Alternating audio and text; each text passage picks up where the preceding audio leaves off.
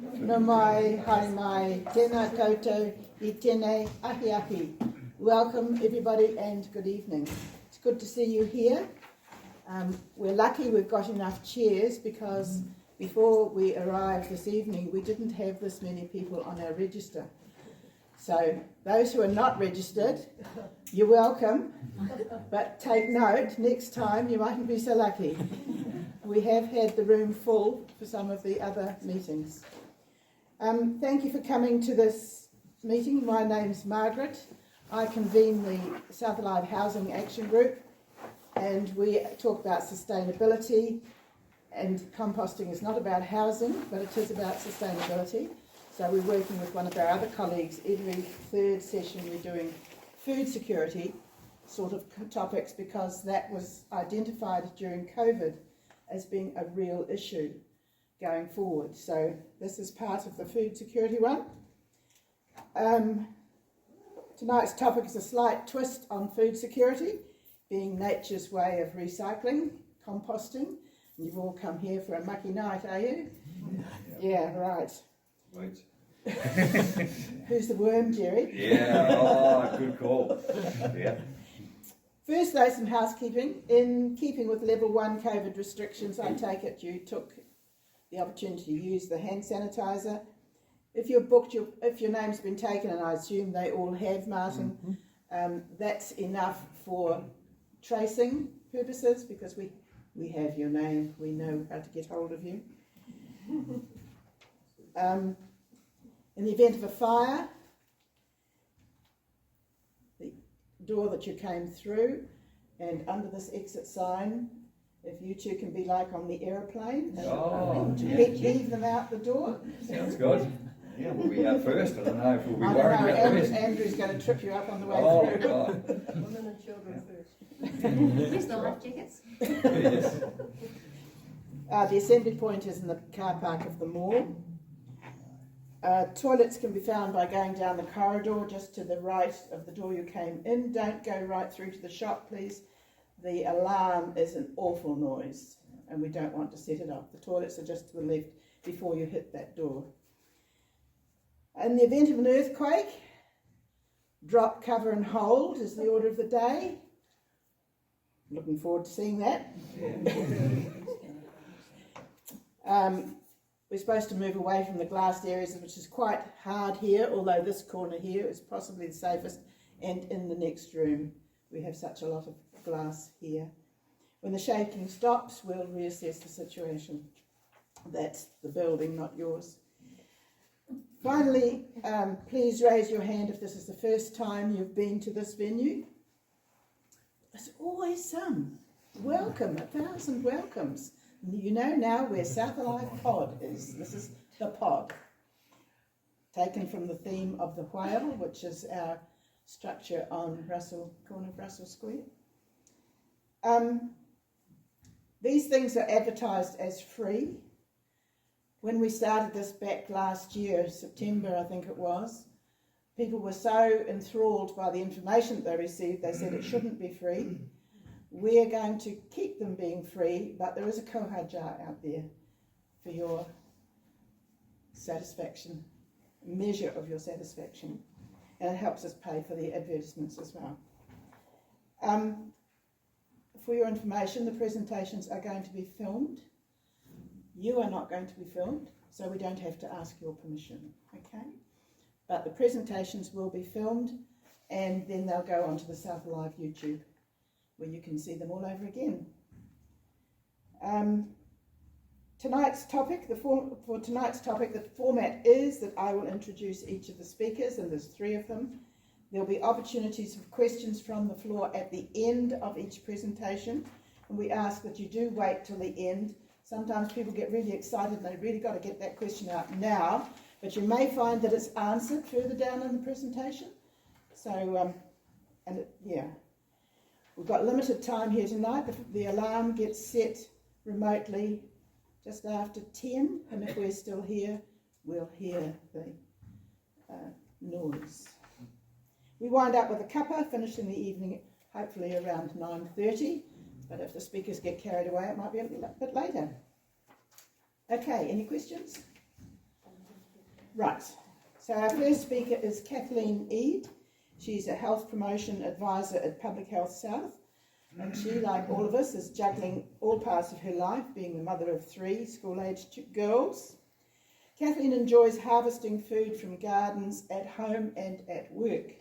She established an edible garden outside her workplace in 4th Street and has set up a composting system for food waste at home and at work. Kathleen is a registered nutritionist, also runs cooking classes and provides recipes to help people. That sounds like a hearing aid. No?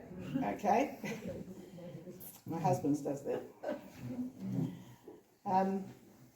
She provides recipes to help people learn more affordable ways to eat well and use their food harvest. She's keen not to waste food, and she's been known to make pickle and rhubarb crumble to share at the workplace. There's a new recipe for you. Is that a main or a first? That's the main and the dessert at the same time. Yeah, that's it. Saves time. Yeah. Well, I've never met you before, so I couldn't write that. So welcome, Kathleen.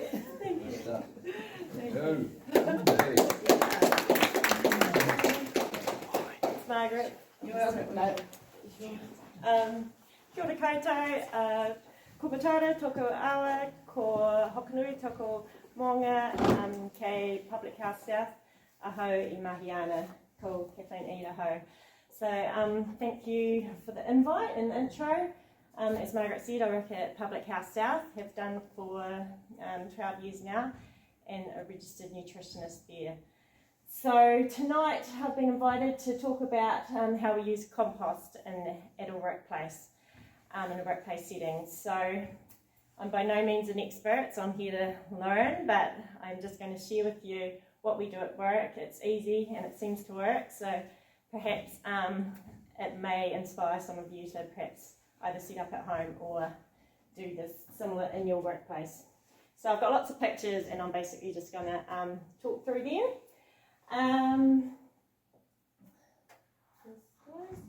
So Public House South was once on Space Street where Art Whanawea now is. Then in 2017 we shifted to the corner of 4th Street and Clyde. So with that became a new kind of built-in environment, and our entrance to our workplace is here, and alongside was like a built-up raised bed, very overgrown garden. Similar to this is actually the other side with our garden on this side. But we approached the landlord about turning the overgrown garden, which was there, perhaps into a vegetable garden to support our nutrition work that we do at work. So everything starts with a question, so he didn't hesitate. He probably thought he's going to save money on a gardener. So he was happy to comply, and why we wanted this was to role model a garden in our urban workplace setting, just so people can see that gardens can be in the, edible gardens can be in the landscape in town. Increase veggie intake for our staff lunches and for staff to take home and include in their meals. Use the produce for Public House South cooking classes that we do in the community, and also ability for takings for the public who are passing. So I cannot talk about compost without talking about our gardens, so they're intertwined. So it all started with getting our garden prepared. So here we're clearing the garden. Some of my workmates at the time, Alan was a dietitian alongside me, and we worked on this. We got a big topsoil and compost truckload from Diax, and we ensured that all staff knew about it. Our goal that we wanted to provide veggies for people's lunches and for our classes, and also just to have it looking good outside, basically walking the talk. So this is the day that the dirt arrived. This is Jerry McSorley, one of our employers' husbands, who was keen to give a hand. So basically we had cleared it all, managed to get all that composting dirt in there. I think this year was very sad at the time, but you'll see how it grows. It's a rhubarb plant there. So it's looking very primitive right now, but you'll see as it goes. So the next step, we realised that our rubbish was overflowing with food scraps inside, which all seemed a bit pointless when we got a veggie garden to feed outside. So we'd seen the Bokashi system here at the pantry, and we thought this would be a really great, easy way to adapt into the office, and people hopefully get on board. So this is where it sits in the corner of our office. We've got our other rubbish, metal, plastic, glass here, and it just sits in beside it. Simple signage, please put food scraps in this bin, and we don't put oil-based products, dairy products, or liquids. And they can have meat put into them, but we don't do that either. So obviously it helps to reduce the waste, so that solve that problem. It's real small scale. We've got 2 buckets that we rotate, so we work on one while the other one's fermenting, and then we empty that into the garden, and then get on to the second one. It's really easy, it's clean, there's no smell, and staff are informed how to use it. We do say to chop the scraps quite small. Obviously that helps with breaking down, and it's sustainable. So we've been using this system for 4 years now, and it's just kind of what we do in the office. And the biggie is that it's feeding our soil for our veggies to grow. So these are just taken off the Bokashi system website. Does anyone use one of these or use? Yeah, cool. So there's some people familiar. So what comes with Bokashi is this composting. It's basically a mix of sawdust, wheat bran, and also microorganisms which help break down the scraps. So for those that haven't seen it, all that the system is, it's one bucket with holes in the bottom, and it sits neatly on top of the other with room for the liquids, any liquid to drain through. And the scraps are just put on top, like so. So with the sawdust, I'll just call it sawdust, you sprinkle a bit on the bottom of it, empty the food scraps, as I said, cut up is a faster breakdown. Then intermittently you sprinkle, say, two tablespoons of the sawdust on top, and you keep on layering like that. To help process it, it's an anaerobic process, so to get all the air out is the best. So either doing it by a potato masher or simply just stamping down in some way is the best. And what gathers at the bottom, sometimes more than others, depending what's in it, is some liquid. So you can drain that off, dilute it, and use it as a fertilizer around plants or vegetables. And then once it's full near the top, put the lid on, and then you leave it for 10 to 2 weeks, and it will ferment itself. So this one I took today, that's just of our office one. It's a really good experiment to see how many bananas your colleagues eat. There's lots of bananas and avocados.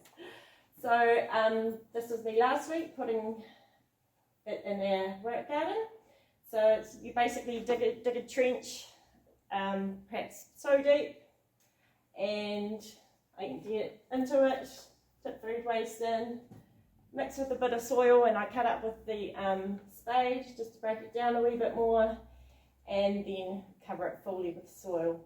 So this is in our work garden, and then just rinse it out, and it's ready to be used when the next one's full. So you can see it is lots of avocados. The avocado skins are about the only things that keep popping up out of the soil. All the other things seem to break down. So this is what our garden has looked like in the past. So we've had beans growing up the teepee, courgettes, we've got peas and beans growing up against the wall here, lots of beetroot, parsley here. We've tried lots of things. You find your colleagues will leave things on your desk, got seeds for this, I've planted something in the weekend and I've got extras here, do you want to pop them in the garden, or they just pop them in themselves. So it's a really cool thing to have in the office actually. Planted strawberries along here, which are still here. So it's changing all the time. Cabbages we've grown sometimes, and cauliflower and broccoli, but we don't do that so much now just due to takes up so much space. So it's more the leafy greens. We have great herbs. This is our thyme, sage, the kale, the courgettes have gone really well, and like the lettuces and like particularly spinach are really handy for staff lunches. People going out and adding them to eggs or frittatas or omelettes or whatever they want to cook that day. Just in a bit of trouble. Oh, yeah. Oops. Sorry.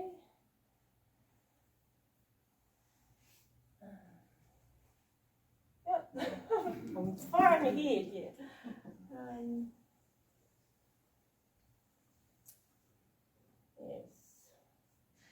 I think you've lost your mouse, so you bring your mouse back to the left hand side. I guess.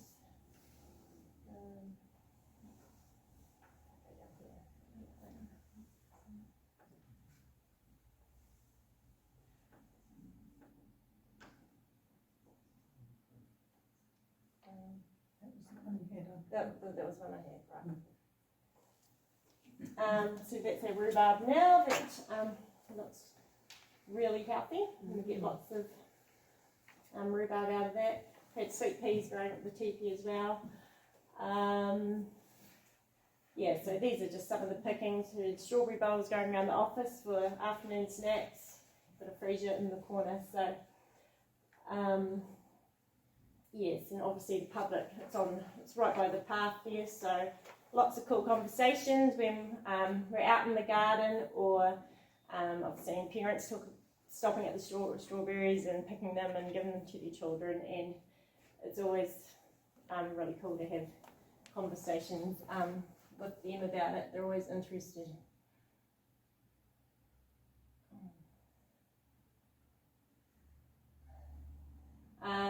There are surprises. We get some nice stickers that we found one day. This pumpkin came from obviously pumpkin seeds, so that was quite cool. We'd never planted pumpkin. The challenge is probably like any community garden, is over the summer when the office is closed. We often come back to this, but so we generally just clear that out, and someone in the office has chickens and horses that she's able to take that, and the animals take care of that. And overgrown courgettes, which come from marrows, but obviously still being able to be eaten. So it's just the same kind of challenges as any community garden, I guess, and it's probably something that we need to think about. And this is just an example of this that I've done at home myself. You can buy them commercially, but I've just got 2 10-litre buckets and did exactly the same thing. And these here are like $8, and so I just buy that and do this for my home garden as well. And quite amazing the amount of worms that have come because of the composting. My last experience with compost in the house I'm in at the moment was I thought I was doing everything right with keeping the carpet and it dry and warm, and went to put in scraps one day, and big rat was just like laughing at me basically. So I put that by the wayside, and I find this a bit more user friendly. And this garden at my place, which I've had in the past. Like if you want kids to be involved in gardens, you've got to have strawberries and peas. So I plant peas without knowing that they'll never make it to the table, because they just, all kids love peas, eh? And so the positive outcomes through our Public House South garden is more edible landscapes. So obviously role modelling, hopefully showing other workplaces that they can do the same. This one here is outside James Cumming Wing in Gore, planted by the council. This one obviously in Feely. So it's good to see these popping up around the place. So, and also strengthening relationships with the public, and I mean that by just interacting with them as they walk past. It's quite amazing how many people do walk past that street actually, and with also services. So right in our building now, Jubilee Budget Advisory Service has shifted in, so we've met with them. We provided some strawberry plants to them the other day when, for their clients, and they're also taking cooking classes, so have said that they're welcome to any of our produce, and they're actually looking to extend on the other half of the frontage to put in their own garden, which is going to be really cool. And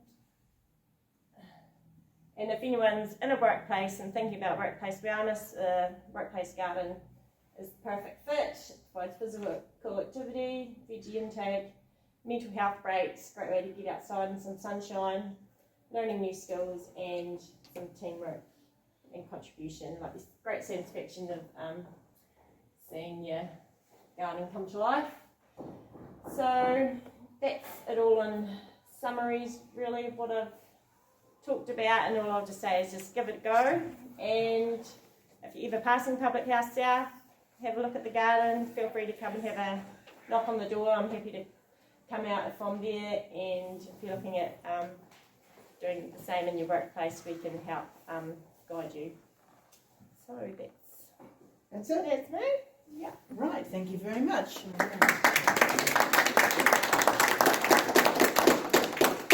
Now, any questions? No questions? The non-channelized sawdust. This here is, yes, untreated sawdust, yeah. We just buy this, yeah, to use, yeah. Where is the Bokashi part of it? That's a sprinkle of something, is it? More than a sawdust, is it? It's not sawdust. Oh, it's not sawdust. No, it's, so what it says here is wheat bran, untreated sawdust, molasses, and beneficial microorganisms. That's the activator. Yeah. And, yeah. We sell that at the pantry, Margaret? Yes. Yes, and they sell these as well. In fact, this one came from there for us to use today. I want to know about the rhubarb leaves. I have an awful lot of rhubarb leaves, and they take forever to break down. So how do yours work? By cutting them up small, I suppose. I put them in the bag for Amanda, our receptionist, to take care of. Right. We don't put them in the Okay. bin as much, no. And you talk about the avocado skins. What about the stones? What happens to them? We just pop them in. They don't seem to, they don't grow the avocados anyway, I know that much. My avocado stone, it's now grown to right. that height. Yeah. It's taken 3 years Yep. in the back porch. That's good. Yeah. I doubt I'll see it to 15 feet. Okay. Well, thank you very much, and thank you for your enthusiasm for that. Right, now we're going to hear an entirely different scale of stuff. From the Invercargill City Council, we have Lee McCauley, who's the team leader at Queen's Park. You worried about raking leaves at your place? Join her team. I'm advised that she's been in this job for 2 years, but she's been with Parks in general for 12 years. And she'll be talking about composting that's happening in Queen's Park. So we look forward to hearing that. Thank you, Lee.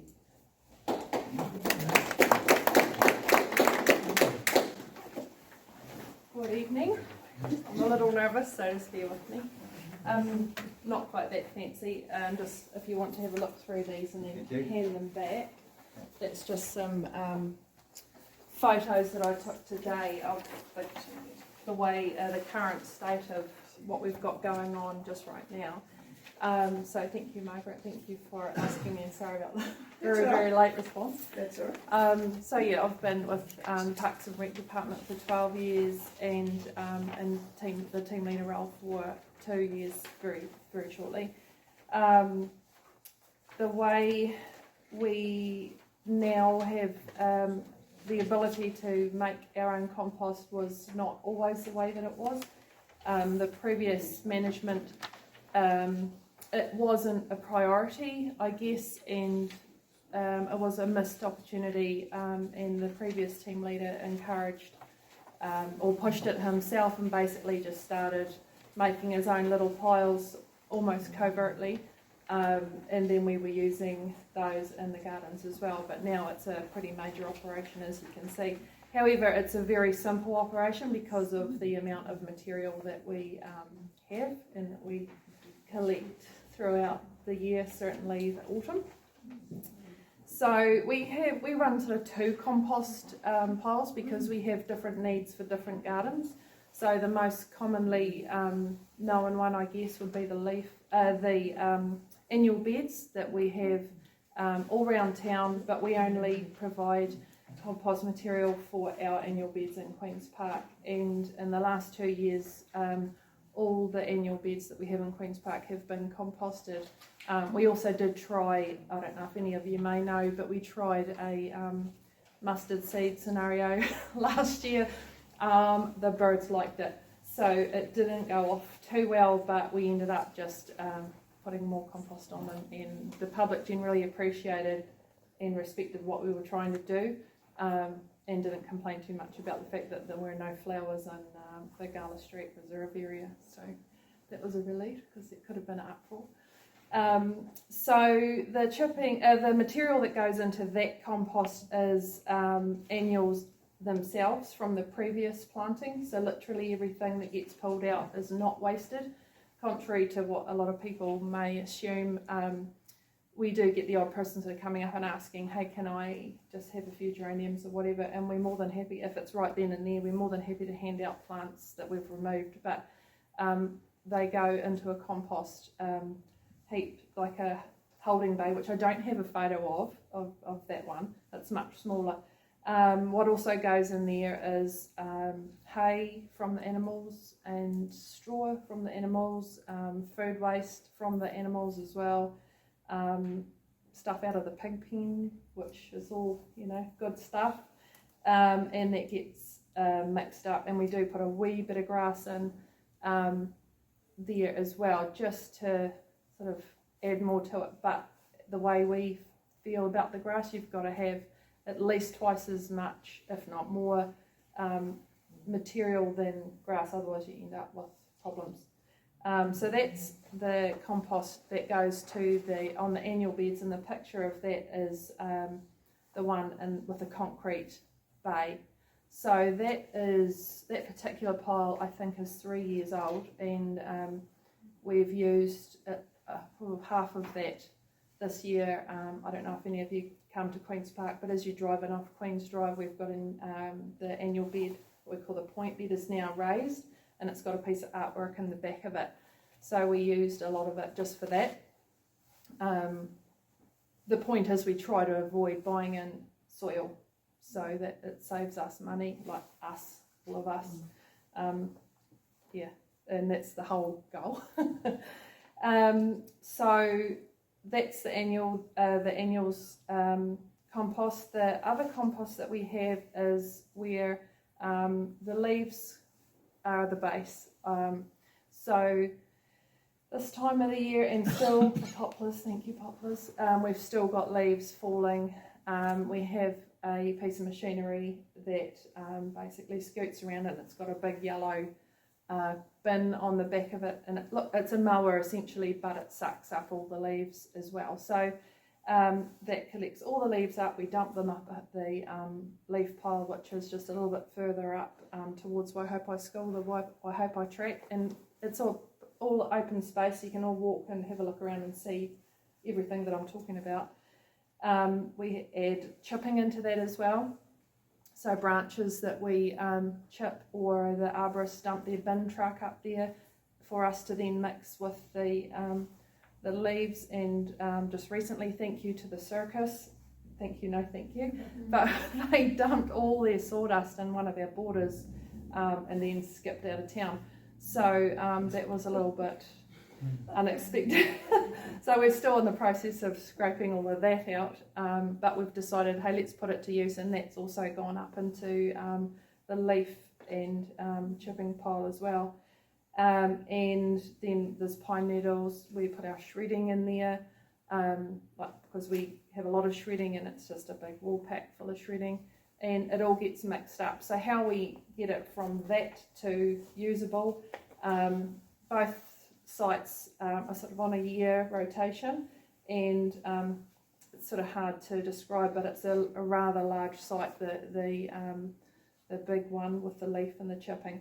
So we have many stages, and once a month we have our one of our big pieces of machinery, the Merlot it's called, and it comes in and it turns everything once a month, and then sometimes it might push this pile in with that pile, and he just has fun basically on the machine. Yeah, but it's really cool, and it's amazing how quickly it goes from being a fresh dump of leaves to something that looks like you could use, but we'll just wait another 6 months, and then in another 6 months it's like, wow, that's cool. So what we get excited about is being able to put it back into the gardens and see the improvement in the soil, and if I guess the immediate place that you would see that like tomorrow, if you were to have a look, would be in the Ben Rotunda annual beds.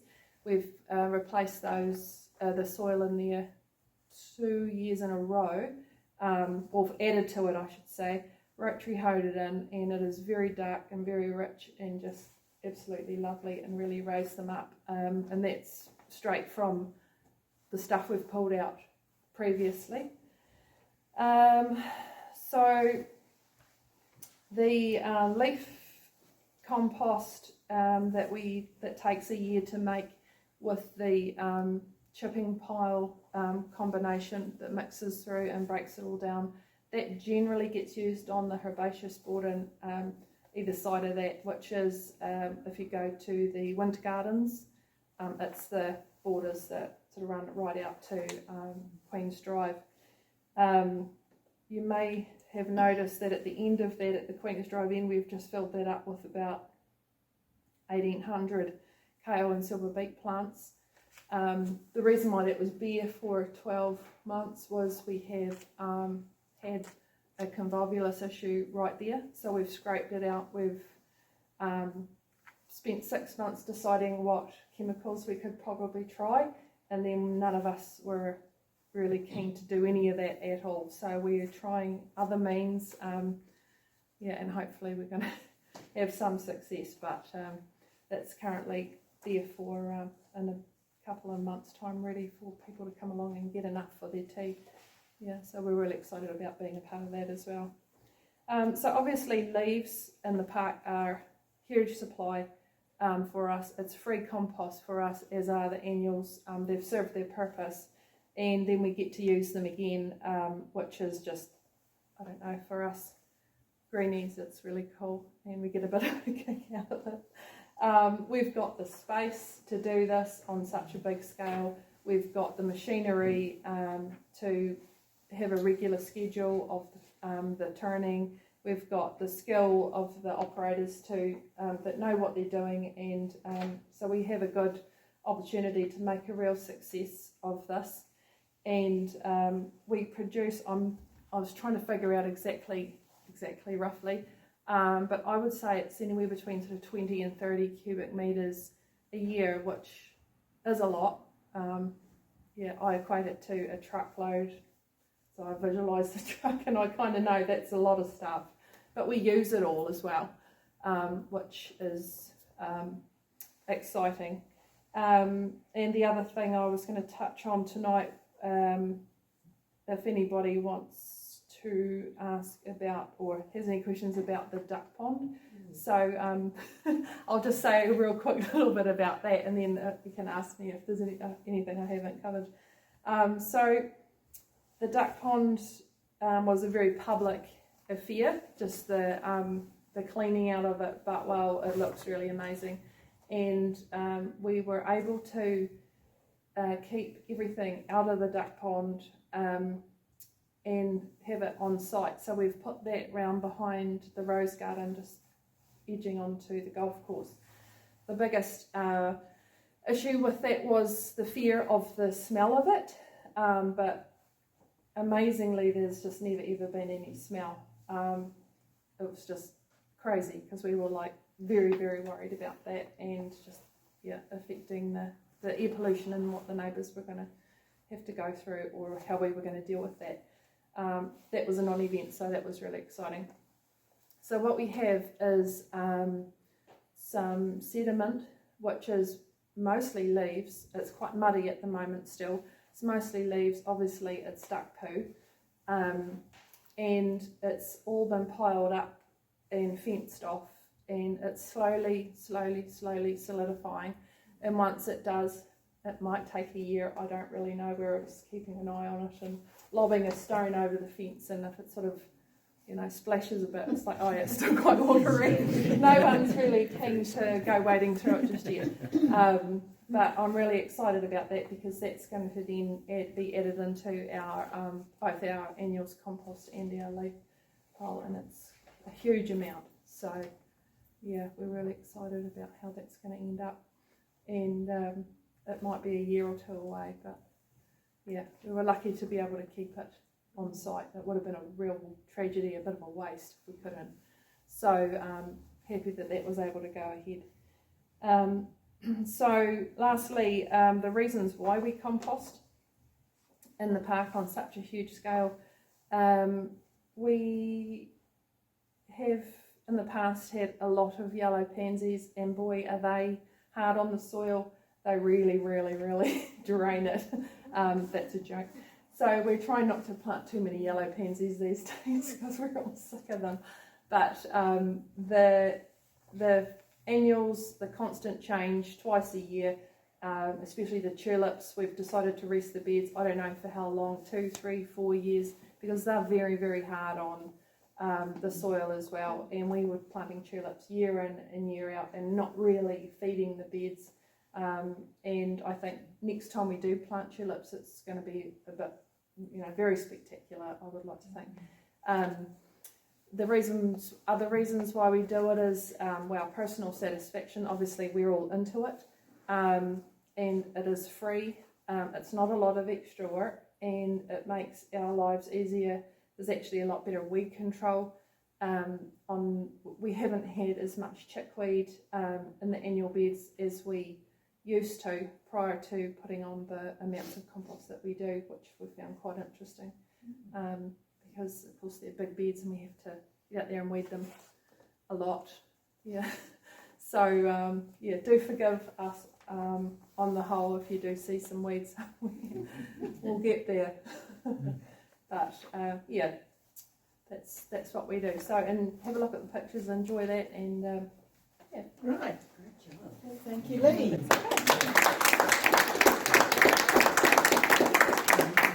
Any questions of Lee? I wondered if you were to put the leaf edge onto the duck food, to start, they would break it out. the leaves. The leaf, all your leaf mold. Yeah, we have got, so we've liaised with the guy Craig who works at the golf course, and he looks after his trees with their leaf fall, and we've just asked him to dump them along the fence line so that they're there, but we can always access more. There will be like a big baking day, I suppose. I was wondering if you included it onto your duck food. We can't as yet because we can't get in there, so it's all fenced off because it's quite wet. There is a sort of a ridge built around it that a digger operator created, and then the trucks were tipping it in, and it was like liquid at that point in time. So we're just waiting for it to solidify, and then there'll be leaves, and there'll be a mixture going on, I imagine. Yeah. How much rubbish did you get from the duck pond when you were cleaning it? Yeah, there was a lot. Do you know what the most common thing was? Bread bags and cans. Yeah, there were so many bread bags and old bottles and cans, the odd bike, many cones, no bodies. Sort of, well, we thought, what are we going to find? But yeah, unfortunately, yeah, it clearly was even with the rubbish bins all around the entire, that just doesn't always entice people. So yeah, plastic, yeah. Yeah, Okay. definitely. Yes. How do you use your pine needles, or do you use pine needles? We do. So specifically for mulching, there's the bog garden, so that gets pine needles put on it. The azalea beds get pine needles put on them, and also if we have nothing else to do, we'll add them to the compost as well. Yeah, but definitely, yeah. Do you test for pH levels or anything like that with soil? So the only gardens that we test for pH are problem gardens, which problem weed gardens. So we did about 4 or 5 years ago some annual beds, and since adding the compost, the problem's gone. But every year we do the rose gardens. Mm-hmm. Yeah, because that's a lot of plants to be responsible for, and got some very rare heritage roses as well. So yeah, so we do those. Mm-hmm. Yeah. Okay. Any more? Thank you very much. That's all right. Thank you. Good to hear. Right, those two were the entree. We now come to the main course. There'll be no composting after this. Sorry, Dave. Our main speaker tonight is Dave Kennedy. Now, I've known Dave for a few years now, but none of the knowledge that I have about him in the hats that we wear together is very relevant to tonight. So I'm looking forward to hearing him. I hear he keeps an excellent home garden and involves composting in his ministrations, but I actually don't know that. It's never been part of our conversations to date. No. Mightn't be in the future either. But I'm very much looking forward to hearing what he has to share with us. So please welcome Dave Kennedy.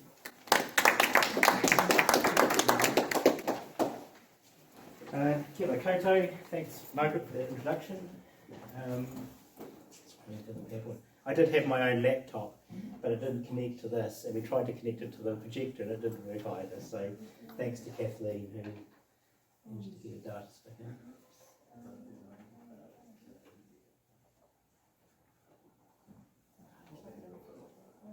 I'm a bit worried I referred to the main course because I think the first two speakers did really well.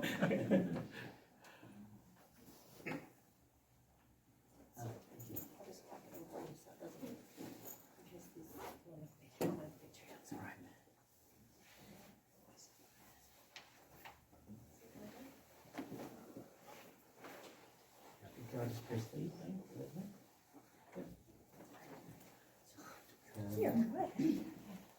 So I'm going to try and cover these things like composting. What is it? How do you do it? Why should you? And where is it useful? And it won't be in that order, but I'm trying to cover those these 4 areas.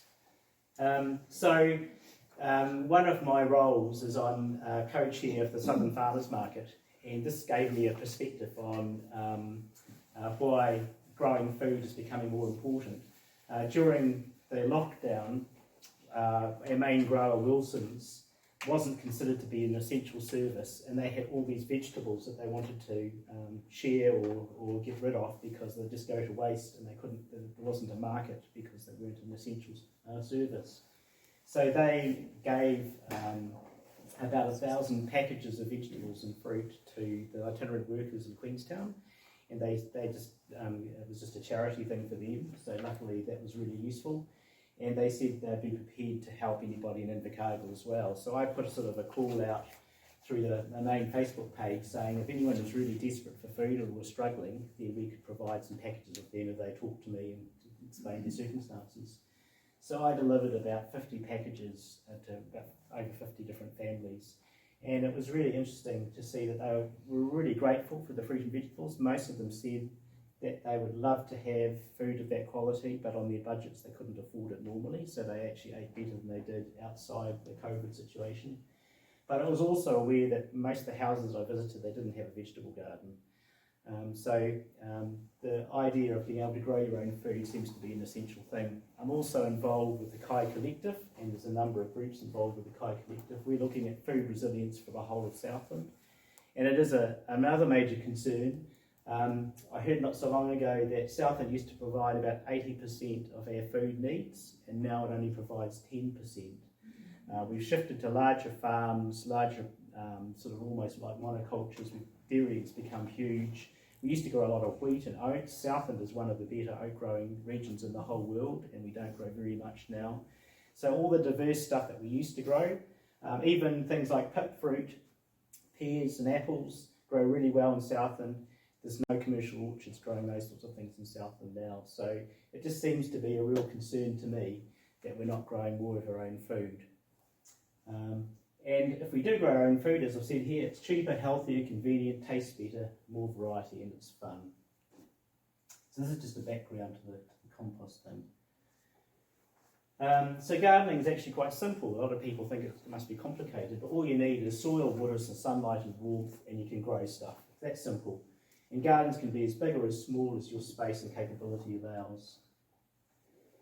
So here's some examples of some small gardens. My mother's in her late 80s and she's got one of these things, and she grows silver beet and carrots and all sorts of things and lettuces in this little raised pod, almost as much as she needs to provide for just herself.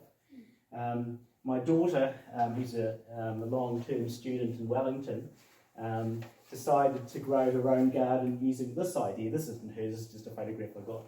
But she had something very similar. She just used a pallet, put some polythene inside it, filled it with soil. And the advantage of something like that was that they didn't get a lot of sun in the flat that she had at one time. And so she just shifted around to get the sun, and the vegetables and herbs she had grew. And if you've got a patio or a front step or some north-facing area, you can just put things in pots. It's amazing what you can grow just in pots. So this is my own garden. So I've got a 1/4 acre section, and this was this last summer. So I've got a greenhouse, a number of raised beds, and so that's what I'm able to produce. I've got apple trees and a whole lot of berry bushes and so forth as well. So the thing is with gardening, you need, as I said, sun and water, and you can kind of, the sun happens when it happens. You can increase the warmth by having a greenhouse or something is kind of helpful. Water you can just turn on the tap or whatever, unless it's a drought, and you can water your plants.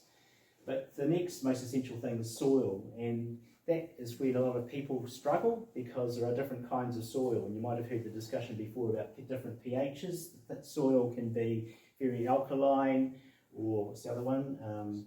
Acidic. Acidic, that's right. So the azaleas and other things like the pine needles, because they're very acidic. There are apparently 6 different kinds of soil: sandy, clay, silt, peat, chalk and loam. Our section's very sandy. It was an ancient old sand dune, I think, years gone by. So it drains really well, but when it gets too dry, you really need to keep the water up. Rather than having to sort of look at the testing for your pH level, because you can do tests, it's kind of a complicated thing and very scientific, and I'm not a very scientific person, I like things to be simple. The best thing you can do to your soil is add humus. That's just leaf matter, compost kind of stuff that you can add to the soil. It helps with water retention and it adds useful nutrients. So if you can make your own compost, you can increase the quality of your soil. No matter what kind of soil it is you've got, you can improve it with compost. And it's a really cheap source of soil improvement. You don't have to buy fancy fertiliser or anything, just have compost. And this gets to the circular economy that is probably the thing that we should always be aiming towards.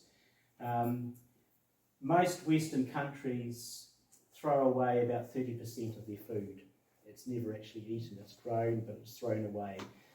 You can imagine when you go to the supermarket, all the food looks particularly good, all the apples look nice, all the vegetables look tidy. Not all vegetables and fruit look like that when they come from the orchard, so a whole lot of that is just discarded and wasted. And not all the fruit and vegetables from the supermarket are bought, so what happens to it if it's not bought and it gets old? It's just thrown out. And so many of us tend to get carried away. We go to the supermarket, we buy lots of stuff, and we think, oh heck, I just haven't eaten all of these, and I can see it growing things on it in the middle of the fridge. I think I'll just dump it. So there's a heck of a lot of waste in what we do day to day in the way that we consume food and use food. So if we can look at things in a different way, I mean, I found this online. It says Australia sends 80% of its food waste to landfill. And when it goes to landfill, you put it in your rubbish bin, it goes to, it's near Lime Hills there, and it just creates, it causes methane. That's basically all it does. And yet it's a really useful resource, so you can capture it and use it as compost.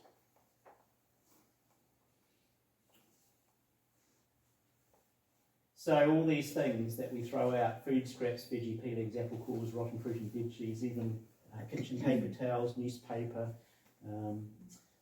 all makes methane in the landfill. And this is actually a photograph from our own Southland landfill we found online. So look at all that stuff there. We've got all the plastics, but all those vegetable matter amongst it as well.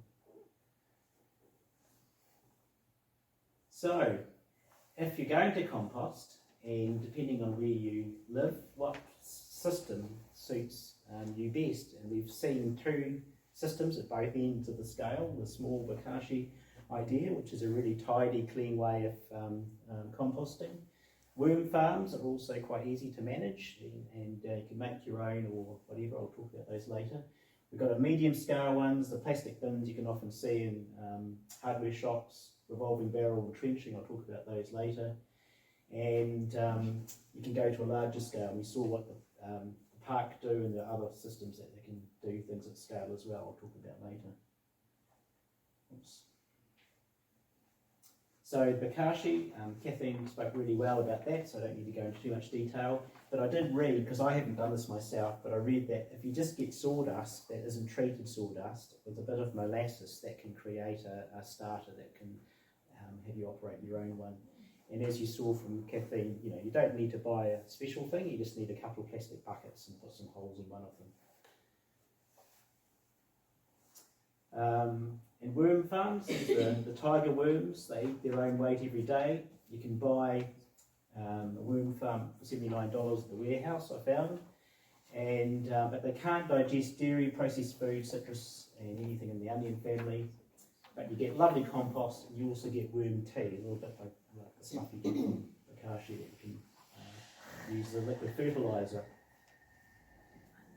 And you can apparently, this is a commercially made worm farm you can buy, but this is one you can make yourself out of buckets. It does exactly the same thing, so you don't have to spend a lot of money. You just need some tiger worms, and I think there's a club or something, isn't there, connected in Invercargill. I think we could get some tiger worms for very little.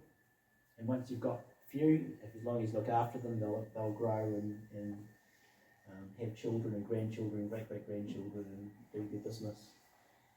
So a little bit like the bokashi thing, you can do a really simple thing. If you've got a fairly large garden and you don't want to go through the hassle of composting, you can do trenching, and that all that involves is digging a hole or a trench, putting all your composted stuff into it and covering it over, and you can often plant stuff all over it, or you can just leave it there for a while and it'll break down and it becomes really kind of rich soil and really useful.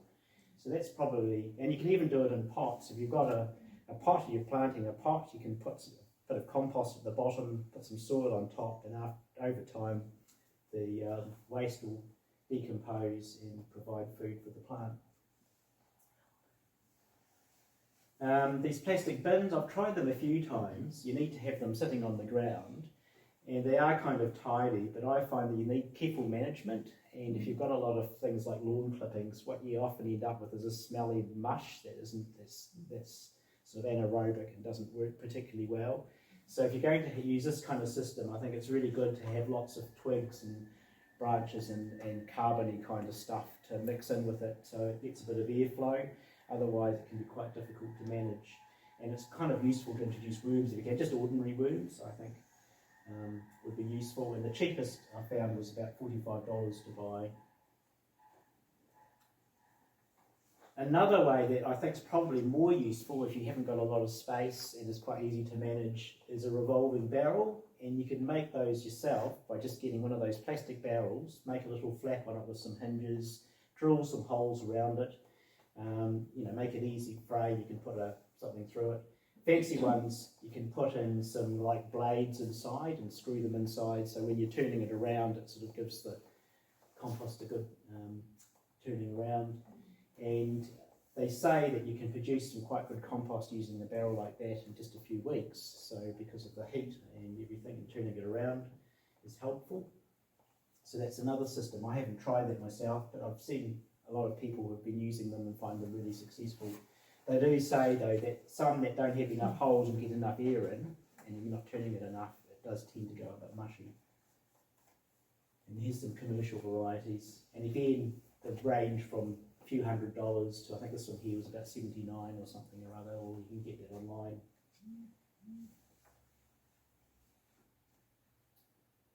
And for large scale composting, you can do what they do in the park, or you can do this kind of thing, just have a whole lot of stuff lying on the ground in a line and covering it with some polythene or some cloth. A mixture of, could be animal manure, straw and all sorts of things, and that will eventually turn to compost. And this is where we get to my system that I'll talk about a bit more at length. If you've got a quarter-acre section or a bigger garden and you've got lawn and vegetables and perhaps some hedge and you trim trees a bit, I find this is probably the best system, and I'm just wondering if I can connect to the internet. Would it be possible? And I can show a video. If not, I can do it without. Do you want Marie to do it for you? Maybe. The Wi-Fi is on the wall there.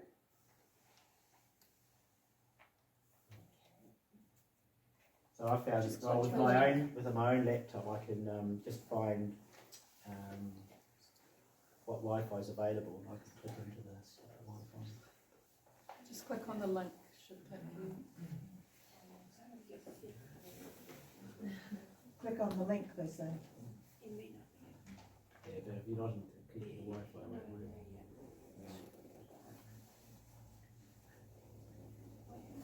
If it's too complicated, I'll just talk to it.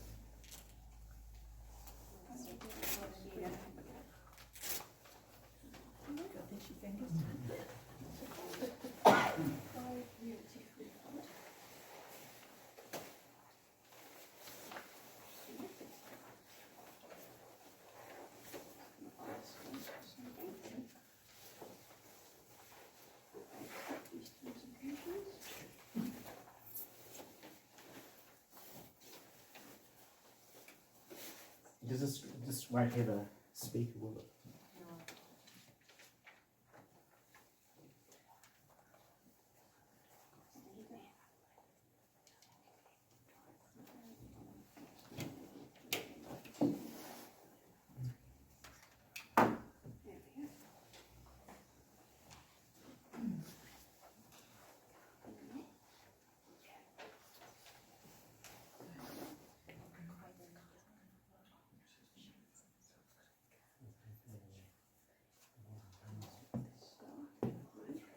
You could just leave it and I can just talk through.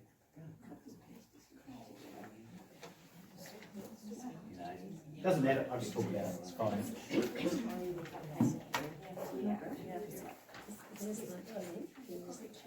Well, if you do a search, just do a search within the Wi-Fi and just look my name, composting, and come up on YouTube. Do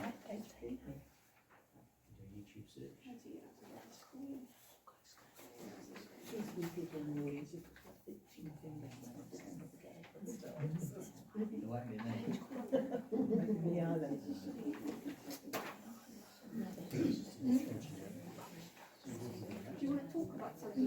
Yeah, I think we just leave it. Don't worry about it, because I can just talk about it. So You have to get back to it. yeah, don't worry about it. still, We should. Thanks for trying. Thanks very much anyway. So this is my system that I've managed to work out over the 27 or so years we've been living in our house. And I started off with these bins and they've slowly fallen apart, and I've managed to replace them with some others. But I've actually got 2 pairs of bins. And one bin, I put all my waste in, garden waste, hedge trimmings, lawn clippings, stuff from the kitchen. And I've got no particular method of putting it in. What I've got, I just throw it into the compost bin. I cover it with a piece of thick polythene and hold it down with a few bricks. That kind of keeps out rats and things like that, although I've got lots of cats around, so we don't seem to have a rat problem. And I keep piling stuff up in that particular bin. What happens is that, especially if you use lots of lawn clippings and things, you produce a lot of heat. And often when you lift off the cover, you'll see the steam rising, and you put your hand in the middle and it's actually quite hot. You can almost cook an egg in it, you know, it feels that hot. And that's really useful, the heat, because it'll actually break down any weed seeds and things that can be, you know, grow into sort of things you don't really want in the garden. So that's got, the heat is really useful. Over time, we've just naturally got a lot of worms in there. They're just ordinary worms. So the combination of heat and worms means that you throw a whole lot of stuff in and you'll pile the bin up like that, and within a matter of days it'll drop because it's being suddenly decomposing, it's breaking down, and you can pile up a lot of stuff on it. And over time you'll get to a point where you think, oh, I can't really fit any more into that, and you just leave it covered over with your polythene. Next door, this is the stuff that had been in the bin here before that's ready to use, and hopefully I'll put all of that onto my garden, into my greenhouse. For instance, my greenhouse, I replace all the soil about every 3 years, so I'll take out all the soil that's in it and put it elsewhere in the garden, and I'll put some fresh compost in the greenhouse. I use this compost for mulch around potatoes and all sorts of things, and keep putting it on the garden. If it's a really dry season, if you put compost down, it helps keep things moist as well. But once that's empty, I'll transfer all of the matter from here into the second bin. And by doing that, I can find out that, and generally this is broken down to a certain extent, but I'll find there'll be clumps that haven't really broken down particularly well. It might be a bit dry or too wet. So it's too wet, when you put it across to the next bin, you can loosen it up a bit to let the air in, it'll dry out a bit. If it's too dry, you can just get a hose and add a bit of water to make sure that it's got enough to operate. And then once that's put into there, I just leave it to sit, and it does its business for a bit longer, and then produces really rich, lovely compost. If you're wanting to do seed raising, I've got a large sieve. You can just buy them at a garden centre, I think, and I just put it into a larger garden pot. And I can throw the compost in it and give it a shake, and you end up with a finer mix that you can use for seed raising. So you don't have to buy seed mix from the garden centre, you can make it yourself. There's lots of things you can add to your compost from outside, like you know, you're using a starter for the bokashi. You can kind of use a starter for your compost bin too, or to help it sort of operate a bit better, and that's by using comfrey. Comfrey's a herb, it grows anywhere. You can just about, you know, just grows wild. So if you've got a patch that you don't do much with, if you grow some comfrey, it's an amazing plant. I tried making comfrey tea once. I put a whole lot of these leaves into a barrel and added some water, and the smell was horrendous. So I'm never going to do that again. I was pleased I wasn't run out of town, because it was really stunk. It smelled as though there's a number of dead bodies at the corner of their garden. It was horrific.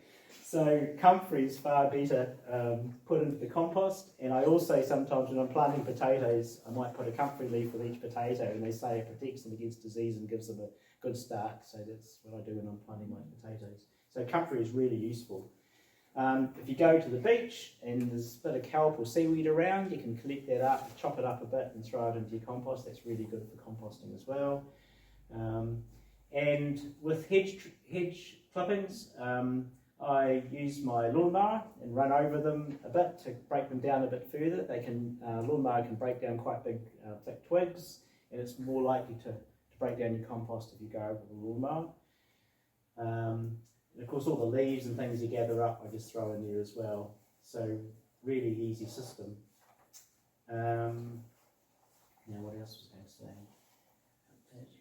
Oh, so to make this is the probably the most easiest way of using it. It's quite useful to have a layered compost bins. So you can either some are a frame and they have a front that you can have different things that you can slot down to support it, and then when you take them away, it's easy to remove it. These things here are just 3 or 4 boards with a kind of a corner piece there that drops down below the board but then rests on top of the one above it, if you see what I mean. So it allows a little bit of a space between to allow some airflow through. And if you use something like nacre carpet, it'll last for a reasonable length of time. It's a really good hardwood. Don't use tannerised wood because it's got all sorts of things like arsenic in it and things like that. You don't want to transfer that into soil that you want to grow vegetables in. You can buy commercial things such as this, and they cost about $80 for about half that, and they're made of pine, and I've got one myself, but I'm not sure how long it's going to last. It'll probably rot through fairly quickly unless you keep turning them over and whatnot. And it's hard to separate them, I've found. They get full of swell with water and then you can't separate them very easily. Probably the most useful thing would be to get some old pallets because they don't cost anything. And that one there is one that's just got 4 pallets and they've just tied them together with some string and you see how they covered it. I think that looks like a really good system. Or you can get really smart and dismantle your pallets and make something quite sophisticated where you've got slot down boards. That could probably work as well.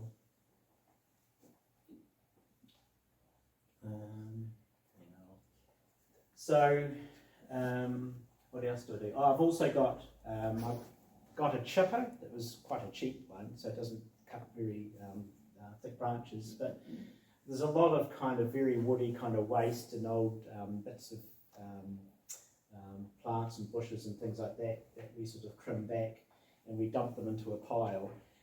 After a while, I might go push them through my chipper, and I can add that straight to the compost heap, or you could use it as a mulch directly around the garden. So chippers can be quite useful.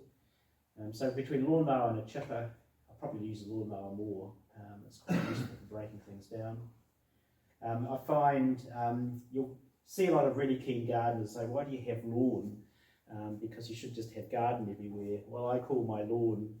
I use my lawn for compost harvesting because grass actually is kind of useful. It creates more heat in your compost, as long as it's not all lawn clippings, and it adds nitrogen as well. So it's actually useful stuff, I think. And what you can do too, if you keep mowing your lawns a lot, if you've got a lot of growth, sometimes sprinkling a bit of compost over your lawn occasionally helps return some nutrients back to the soil, because you keep mowing it all the time and taking grass off it, it will degrade over time. I think that's probably it. I do have I did some research some years ago and wrote well, it was actually just last year, I wrote a blog about composting, and it's had about 3,000 hits, so it must have been quite useful to some people. So a lot of the things I've talked to you now, I've written down on this blog post, and I've got links all through it to the places where I've got the information from, so you can go to a more informed source than myself. And if you look up on YouTube, Dave Kennedy composting, you'll get my little YouTube video, and I'm actually standing by my compost bin explaining what to do. So I think I've just about covered everything now. Right, thank you very much.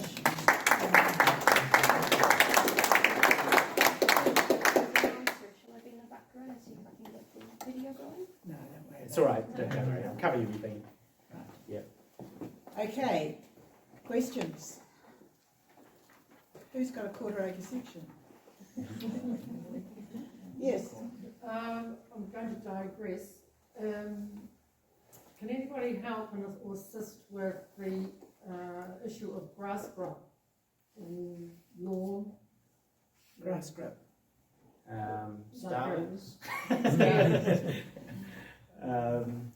Is it a problem? Is it? I don't really know. I'd have to Google it myself to find out. Yeah. I know a little bit about it Yeah. because we've got a couple of spots where we treat. So basically, you're looking for a beetle, and so when you've got, if you have the grub, it's too late. It's already laying its egg. Yes. Yeah. So there is a product which I can't remember the name because it's been a few years since we've used it, but you do have to be careful with dogs, and it is a spray. Yeah. Yes.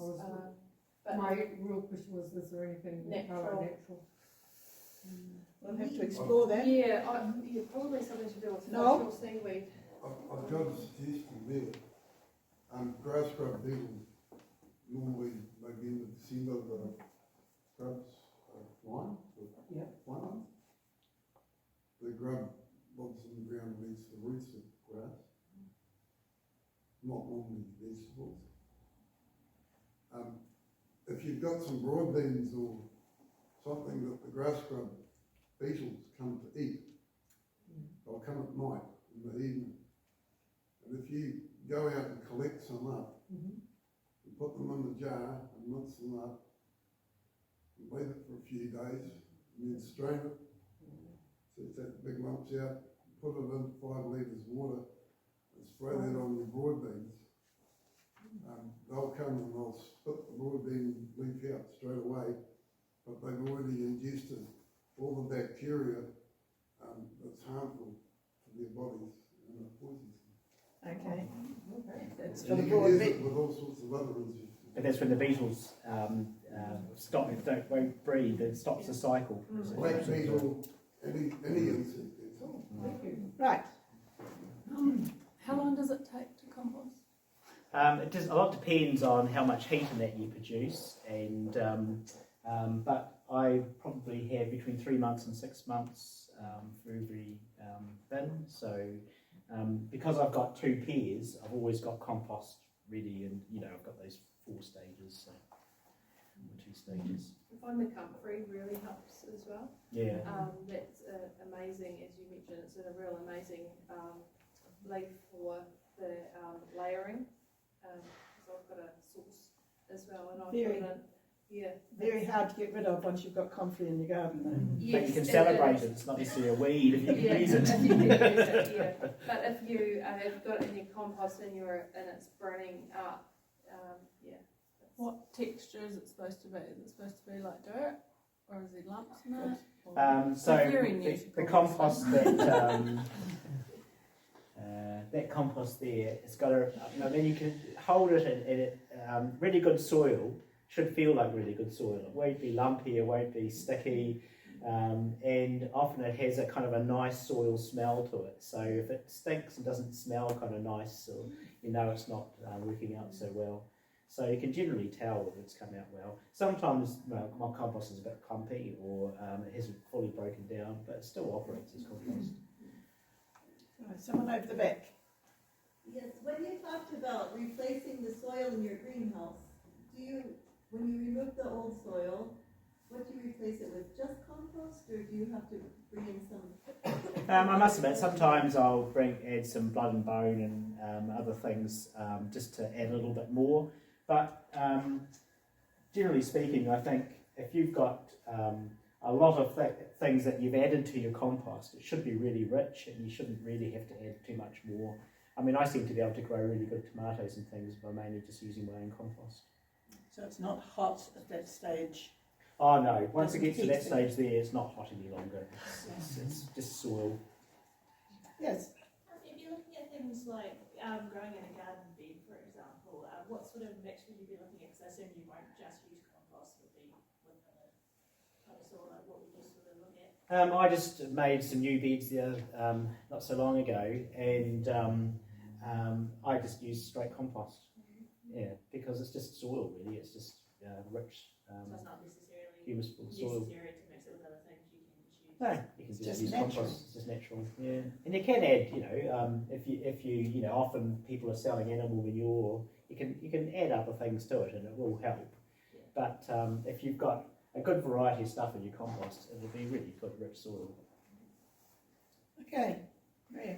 You said that you live in a spot that's got very sandy soils. That's right. But where we live, we've got really clayey ones, so it stays wet for quite long. And we've actually found that we're added some sand to the Right. garden beds that we had, because otherwise when we just put straight compost on a dry day, it dried out so hard that the seedlings weren't wanting to come out, so we ended up mixing sand into it to make it like lighter.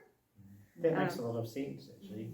I was just talking before to Colin about, was it somebody just recently, might have been you, Colin, sorry, about, no, it was another meeting I was at, where Maori used to try and grow kumara further south, and normally kumara doesn't grow in the South Island, it can only grow further north. So they added all sorts of things like charcoal and other things that was dark, so that the soil heated up quicker, because darker soil tends to be warmer. And by adding other things to the soil, they managed to grow kumara further south than they normally would. So adding other things to soil, when you know that it's lacking, I think the sand thing would make sense. So when you look at all those different soil types, obviously you'd probably pay to do a little bit of research and see what else you can add other than just compost. And compost, I mean, it's the kind of, they say that really good soil takes thousands of years to create. So in farming areas, you get natural soil produced, and some people try and replicate the richness of soil by adding fertiliser and other things, but in actual fact it never does, because it's the humus that you need to retain the moisture and to allow deep roots to grow. And so adding things like compost is always helpful, no matter what kind of soil type you have. Okay, if I mention the word selenium, which is missing from New Zealand soils. That's right. There's a book written recently about that. Right, so I need to read the book. Well, yes. What do you need to add to get the selenium? I'm not sure, but there may be things you can add, but I do eat Brazil nuts, which is supposed to be something useful you can do to add selenium without adding it to the soil. I don't know, you might know. No, that's, Because for farmers with their stock, they actually have to have salt blocks and things like that. There's probably a combination that you could add to your Quite happy to buy the nuts. Yeah. But it would be very specific, and it would have to be certain measured quantities, quite scientific to make it worthwhile. I'm with him, simple. Yeah. I think we're all probably Any other questions? Did you ever look into biodynamics? This is using the sheep's horn and stuff, is it? That's the kind of thing? I don't know. Well, it's just something way beyond composting, really. Right. Because they've got those, you might buy a teaspoonful of their special preparations and stir it, you spray it. It's actually pretty remarkable. Yeah. I'm sure that's you have to useful join as well. The organisation, because then you can order the products. But it's something way whole level above composting. Okay. I think the thing that I was like homeopathic. Yeah, no, I've heard that it's actually really good. But my thinking is that for somebody who's starting off gardening to begin with, all they want is something really simple. And to me, if you can have a few pots or a raised bed somewhere and you can make your own compost, you're well on the way to growing your own food, and it's not complicated. And just the garden that I showed you before, our home garden. Noel's visited my garden when it's been winter time, and he thought that I can't be a particularly good gardener at all because it looks shocking, and it often does, and sometimes I don't get myself organised to sow seeds or save my own seeds. So often I just end up going to a garden centre and buying lots and lots of plants and putting them in the ground when I have the time to do it. And that's the result. So it's not actually hard to grow a garden. You just have to plant them in the soil and have reasonable soil, hope you get some sun and some rain, and things will happen. It's not really that difficult. If you're using sand, does it make any difference whether it's beach sand or river sand? That's a good question. We've just got sand naturally anyway. I just always use the river sand, and I just Right. am thinking then, Well, you'd think that sea sand would have a certain amount of salt in it, so I'm not sure that. I definitely think it's river sand. Yeah. I know I've read something about it and I've learned about it, but that's way back here somewhere. It's the same with sand pits as well. Correct, yeah. It's something to do with the free flow of it as well. And, Right. Yeah, Yeah, it makes sense. Yeah. Yeah. Can't remember exactly what it is, but Okay. always River sand it is. Okay. Well, thank you very much. That's all right. Thank you very So just to wrap up, thank you Kathleen, Lee and Dave. You've given us much to think about and for your audience some really good questions. Next month we're bringing something a little different. We're going back to a housing topic. It may help solve some of the housing shortage, particularly if you want a small plot of land. It's about living in a yurt. Wow. It's a bit smaller than your house. So watch out for the advertising and do book your place, because we've only actually got 35 chairs. And if we can fit 50 people in, we can get more chairs, but we won't get them if we don't have the bookings. So there's your homework. It's not hard. Send an email, ring Claire in the office. The contact details are always in our advertisement, which is in the Thursday before the evening that we have. So like it was last Thursday, this was added. Our Facebook page has it earlier than that. So, and we'd love to see you all again and even see some more people who've never been here before. So enjoy our rooms here while we sort out a cup of tea. Thank you very much. Thank you.